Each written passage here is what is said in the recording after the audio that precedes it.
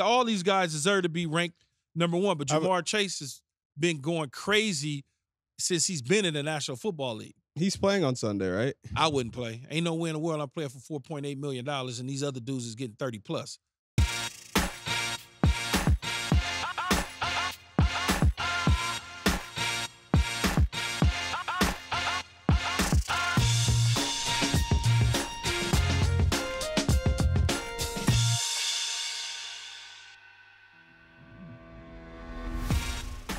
What's going on? It's Keyshawn, and welcome to another episode of All Facts, No Breaks. Before we get going, though, I want to remind all of you to follow All Facts Pod on all social media and wherever you get your podcasts. And don't forget to subscribe on YouTube.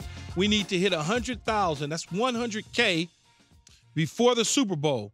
Now, we're going to have a great show today, and I want you guys to enjoy it. Me and my son, we get ready to knock this thing out the park. Let's do it. Football's back. You ready? I have a question for you, though. Do you remember your first game in the NFL? Yeah, up in Denver. We played the Denver Broncos. I had one catch, 50 yards. That was it. One catch. They didn't start me. They barely played me because I held out. The entire training camp, I held out. I didn't hold in. They wouldn't pay me, and so we was like, I'm not coming in. So I missed all the preseason. And up in Denver, we wound up getting waxed. So I don't remember the score, but it was a blowout. Were you nervous? No, they just wouldn't play me. But the first time I touched the ball, one catch, 50 yards. Did anything like funny happen? Bomb right up the seam. Anything funny happen? Like anything crazy? Nah, we just was sorry. Yeah, you guys went what, 1 in 15, right? Yeah, you got it. Did you have any rituals in your early career? Or there's nothing. No, none. I was just go to the stadium, fresh, get in my whip. Listen to Pac, listen to Big. And that was pretty much it. Do you have any advice for the rookies, the receivers in particular, Marvin Harrison? No, they've been Malik like Neighbors? Marvin Harrison Jr. been around the game his whole life. I'm just saying someone that is a first-round draft pick, first pick, so just people that are high in the draft. But you got anything to say to them? I really, Keyshawn, would tell them the same thing I told guys that I went up against in the pros. You the same motherfuckers I played against in college. That's the mentality. Them the same dudes that they played against in college and high school. What's changed? Right. So, well, the difference is they're a little older. They're more experienced. Yeah, I'm older too. But rookies, people think because you're a rookie all of a sudden, yeah. But somewhere along the lines, I played against some of those same guys. So all it is a different level. But no, that's really all I would say is stay focused and know them the same guys. They put on shoes and pants just like you. Give me top 5 rookies to watch for this year. Well, obviously, the main two is the quarterbacks and Jaden Daniels, along with Caleb Williams. Mm-hmm. That's 2. Then Aduze is 3. 4 would, it's interesting.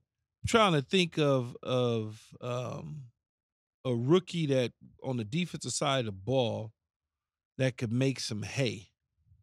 The kid from UCLA. That's the DN. I can't say it. Yeah, the DN. Yeah, I know what you're talking about. Luther Tufa Fufa. Yeah. I'm botching his name, but you know who I'm talking about. I know exactly what you're talking about. Yeah. Him. Who else? I said Marvin Harrison Jr. You said Rome. You said Jaden Daniels. Caleb. Guy from UCLA. You got one more. Dude from UCLA. Oh, and Bo Nix. Oh, yeah. Yeah. That should be exciting, too. I like Bo Nix. Bo Nix could be good with Sean Payton.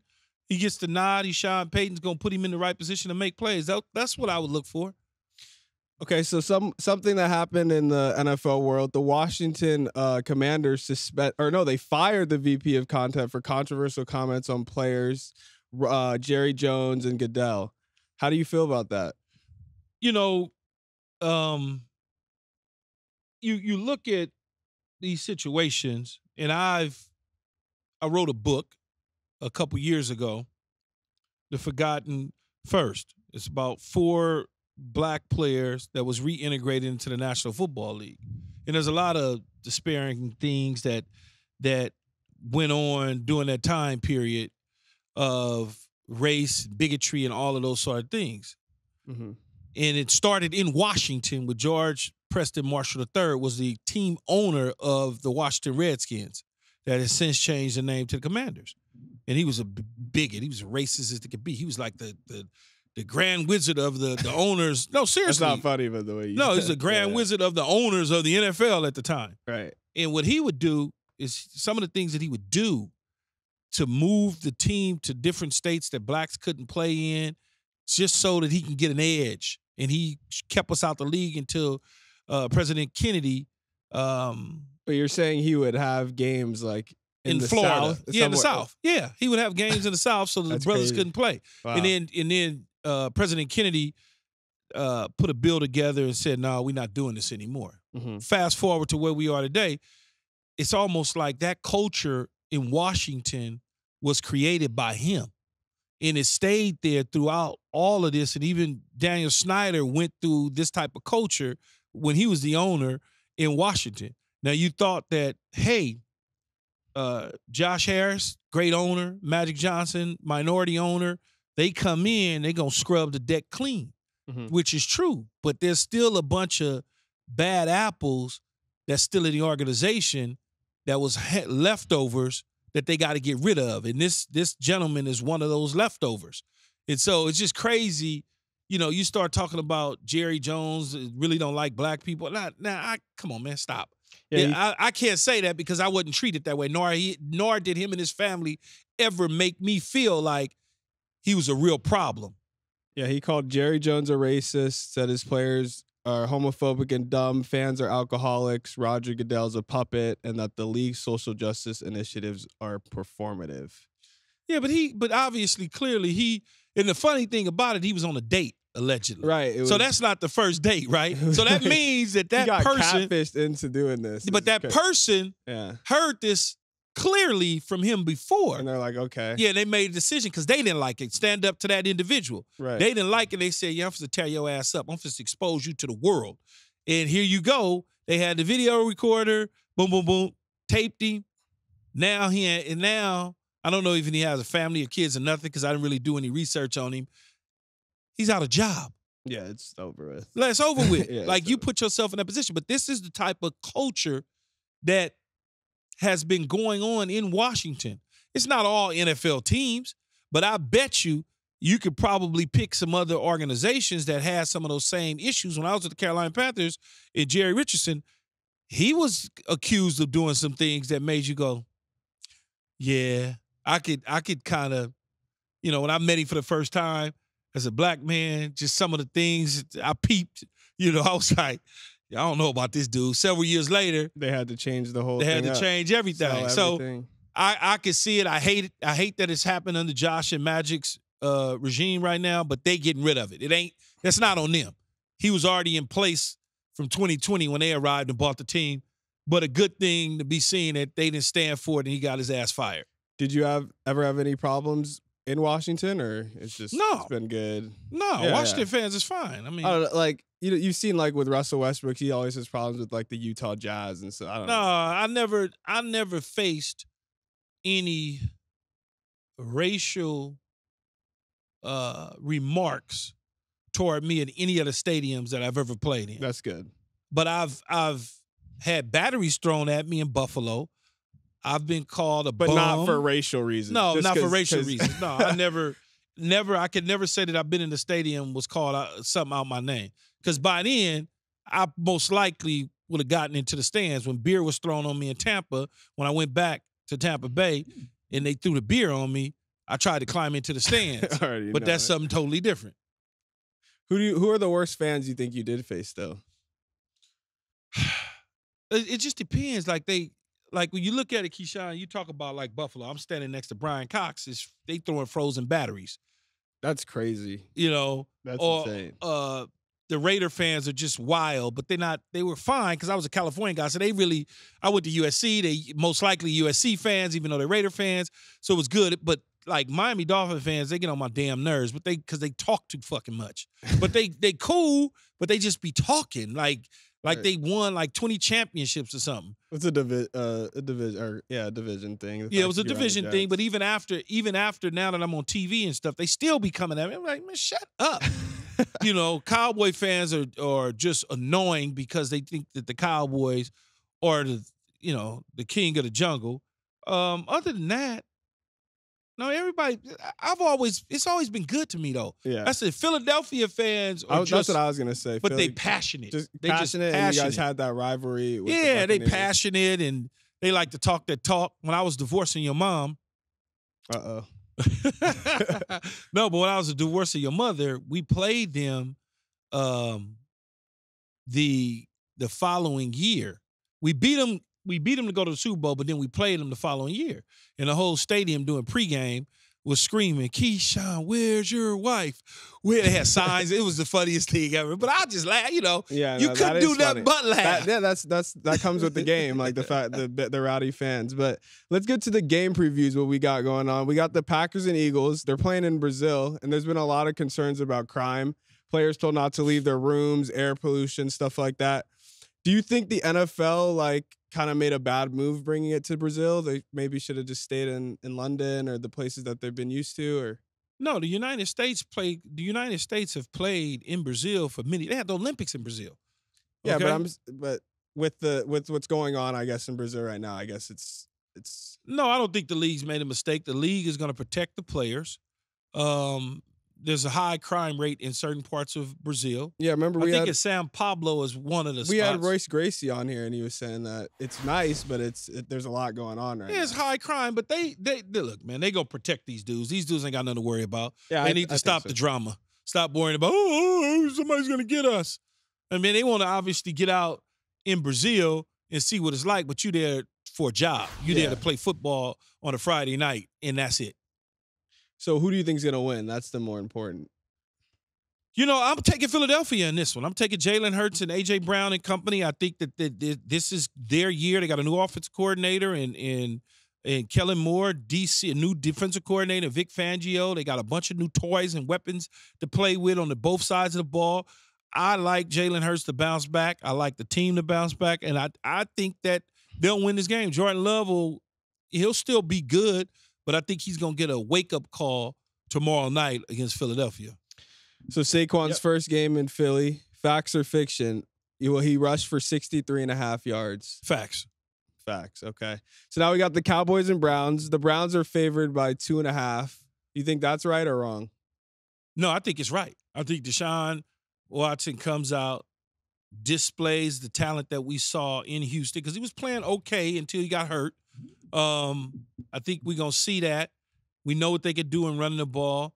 Amari Cooper, that defense, and Myles Garrett. And the Cowboys, you know, they're still going to be a really good opponent, but I think you look at their schedule, they start off with Cleveland, and then they have a bye 4 weeks later, and then they go to San Francisco. The Cowboys could start off at 2-5.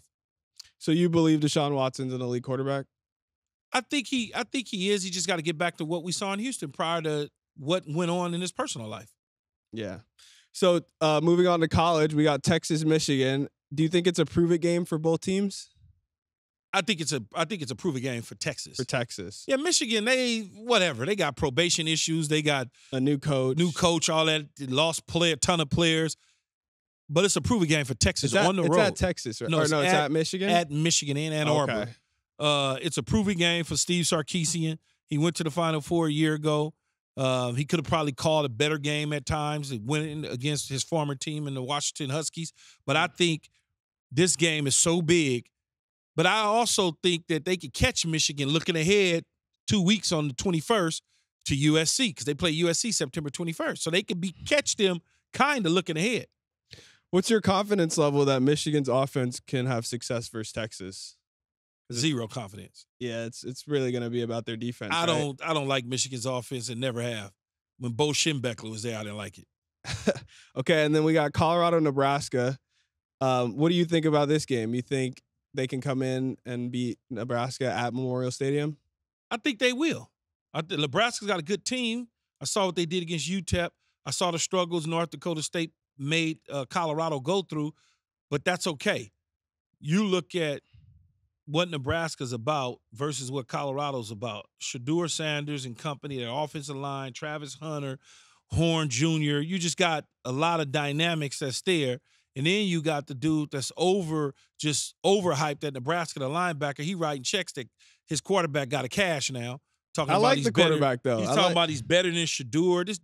Shador's a senior. This dude's a true not freshman. Yet. He's not better yet. Yeah, like stop, man. He got a long ways to go. I like him. I like Dylan.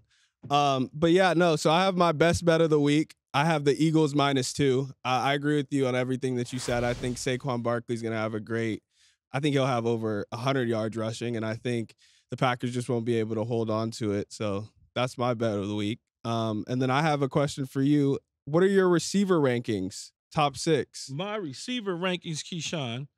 So you start off with A.J. Brown at number 6. He'll be mad at me because I got him at 6. Nobody's ever happy with these rankings. You take A.J. Brown at 6, in the passing game in Philadelphia, he's the key. Now they got Devontae Smith. They picked up Paris Campbell. They also got Jahan Dotson traded from Washington. He's a PA guy at Penn State who's now playing in the state where he played college football.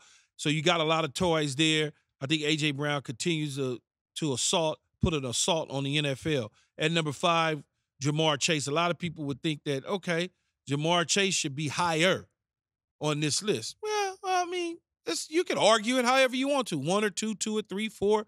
All these guys deserve to be ranked number 1. But Jamar Chase has been going crazy since he's been in the National Football League. He's playing on Sunday, right? I wouldn't play. Ain't no way in the world I'm playing for $4.8 million, and these other dudes is getting 30 plus. And it's not even 30 plus, Keyshawn. Think about it. In the NFL, it's guaranteed money. If I'm guaranteed $4.8 million, that's all I'm guaranteed. And the $21 million on the 5th-year option. So now that's 21 plus the 4.8. What's that? That's 27 million? Yeah, 26. $26 million. 26. Meanwhile, Brandon Ayuk is guaranteed 80. CeeDee Lamb is guaranteed 100. AJ's guaranteed what he's guaranteed. Like all these dudes. All the same team too. Yeah. Why in the hell would I play? I'm not getting on the field. But look, what tells me the fact that he's practicing must mean that Rocky Arsenal, his agent, feels enough confidence that they're going to get a deal done before Sunday to put his player out on the field. Right. So for him to practice, they got to be having some communication where he's saying, okay, man, go in there and play. So at number 4, Justin Jefferson, big money Jefferson. He gets an opportunity. Now, many people say, man, you crazy. He should be number 1, blah, blah, blah. But they looking at the statistics. They just looking at, pure statistics. That's all they looking at. They're not looking at the scheme, how many opportunities he gets. That's how people are. They just like, oh, man, he's the best receiver in the league. Okay, man. If you think he is, you think he is. I like other receivers, but I like him too. So you talk about number 3. Still elite. Justin Jefferson. Yeah, still absolutely. Elite, he can be 1. Yeah. You got Devontae Adams. Devontae Adams is in Oakland or Las Vegas with the Raiders with quarterbacks that are not the best. He hadn't had – he got Carr.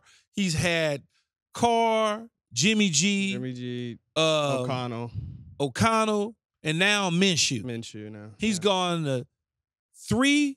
I mean, he's been 3 straight All-Pros. 3 out of the 4 years that he's been an All-Pro, despite not having Aaron Rodgers. Could you imagine that going from Aaron Rodgers to Aiden O'Connell, Gardner Minshew? But he's been doing his thing regardless. Yeah.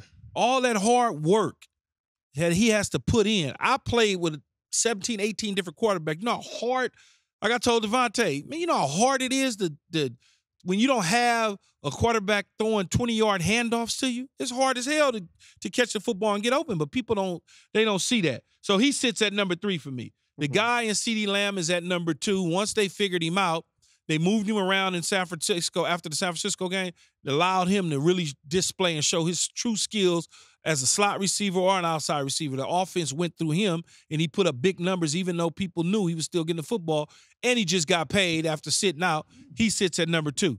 At number 1 is easy. Yeah. It's Tyreek Hill. Yeah. Tyreek Hill just got his quarterback paid $200 million. 200 smacky millions. That's when you know you get your quarterback paid. He got him paid. He got Tua paid. Tua should go and buy him a Bentley or something, just on the strength. Speed kills. And what Tyreek has is that get up and go. And that you can't teach that. You can't coach that. Against that, it's just ridiculous. But that's my top 6 receivers this week in the National Football League. Do the quarterbacks factor? into your list, or it's just No, they all got good quarterbacks, except maybe Justin Jefferson and Devontae Adams. Tyreek's a good. Dak's good. Obviously, Burrow? Jalen and Burrow are good. I think Darnold's pretty good, but that's just because we won't get an opportunity, a chance to really. This will be our first opportunity, a chance to really see him with two elite receivers in Justin Jefferson and Jordan Addison out on the field. This will be our first real opportunity to see that. All right, we're going to try this new thing, Keyshawn. We set up this voicemail for this show right here, for our listeners to call in, and they can give us feedback. They can leave a voicemail. So there's a number that I'm about to give, and they can leave a voicemail. No cursing or nothing like that. But if you're mad at me for whatever weird reasons that you think I don't know what I'm talking about or my son doesn't know what he's talking about, let us know. Let us know. Give us feedback. If you pissed off, your sports weekend didn't go great, we want to hear it. We want to hear that frustration. But don't curse and don't be like just super rude, even though you could probably get some assholes doing it. Anyway, the call-in number is 915-295-3228. That's right, 915-295-FACT. So 3228 is FACT. So again, I'm going to give it to you one more time. 915-295-FACT. So leave your name, where you from, and let us know what you're feeling, how you feel. Maybe it's uplifting. Maybe you leave me a nice message, me and my son, and then we respond to it, and then all of a sudden you get a dozen roses from your girlfriend or a dozen roses from your boyfriend or whatever the case may be. Producers say keep it under 30 seconds because we don't want to make this all day. I don't want to be listening. You know how you get mad and you want to leave a message to a bank that messed up on your checking account or something like that. That's not what we're looking for. We'll choose our favorite every single week. We'll listen to it, and we'll talk about it. So let's take a listen to our first caller that we actually have. Keyshawn, with CD Lamb recently signing a 4-year, $136 million deal, I'm concerned about my Cowboys payment installments, man. Dak is reportedly wanting $70 million annually without a damn Super Bowl ring. Key, should the Cowboys pay Dak, or should we move on to save money for our future team? No, the Cowboys should pay Dak. Yeah, I agree. What did the dude didn't even leave his damn name?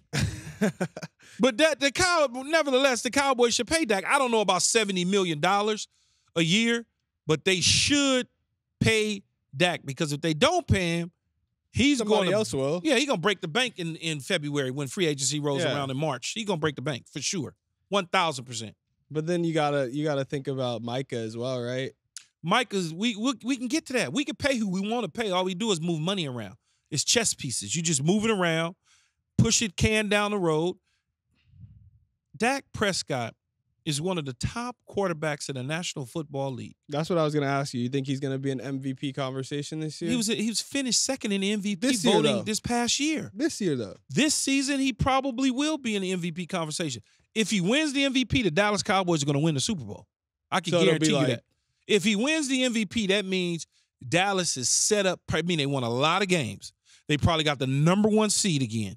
It's still Dallas, though. And yeah, but that doesn't mean anything. It changes year to year. It's a lot. It doesn't change year to year. It changes year to year outside of Patrick Mahomes. It changes year to year. Okay, so with Dallas, it hasn't changed. Well, I mean, look, Dallas, because it's the Cowboys, Keyshawn, a lot of people are always riding them because people don't like their fan base. They get on people's nerves. It's one of those situations where they obviously just signed Dalvin Cook because they looked at their running back spot and said, we need to get some help. So they went out and got Dalvin Cook. They got CD Lamb. Okay, they got Micah Parsons. They got pieces in place. They got a Super Bowl ready head coach. The problem with them is the Philadelphia Eagles are a better roster than them, but it's on paper. So we got to see, can they compete with the Philadelphia Eagles within their division? And if they can do that and he can become the MVP, they're going to win the Super Bowl. You think they're like miles ahead of the Cowboys? The Eagles are? Because I feel like they're pretty. The Cowboys got 2 or 3 new offensive linemen that they got to now put in and get them to catch up. It takes a minute. I think Philadelphia certainly has a better team on paper. Will the Philadelphia Eagles do what they did last year? start off 10-1 and then go 1-6. Are they going to do that? I don't think they will. I think they'll be a better team. Okay. All right, that's a wrap. I love those voicemails. Keep them coming in. And remember, 915-295-3228. Leave your voicemails. I really appreciate it. Don't forget to subscribe on YouTube. Follow us on social media or wherever you get your podcast. Follow us all on social media. Follow us on all social media. Follow us all on social media. No, follow us on all social media. Follow us on all social media.